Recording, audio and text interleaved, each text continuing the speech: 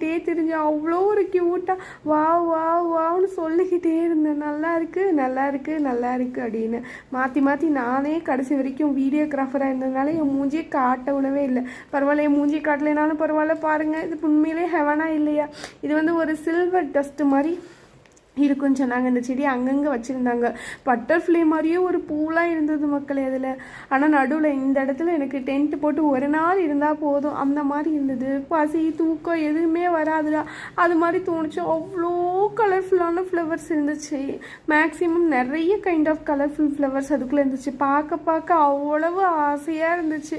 ஐயோ இந்த இதில் வந்து எங்கள் அகரன் வேற பிடிச்சி அந்த செயினை பிடிச்சி ப்ரோக்கன் பண்ணிடுவான்னு வேற லைட்டாக பயம். ஏன்னா அதை ரேட்டுக்கு ப்ரோக்கன் பண்ணிட்டானா அதுக்கு தனியாக ஃபீஸ் வேறு கொடுக்கணும். பார்த்தீங்களா, கொஞ்ச நேரம் கழிச்சு பாருங்களேன். அதுலேயே அவன் பிடிச்சி ஆட்டாட்டுன்னு எனக்கு அந்த பூவை பிடிங்கி கொடு இந்த பூவை பறிச்சு கொடுன்னு கொடுமைப்பட்டு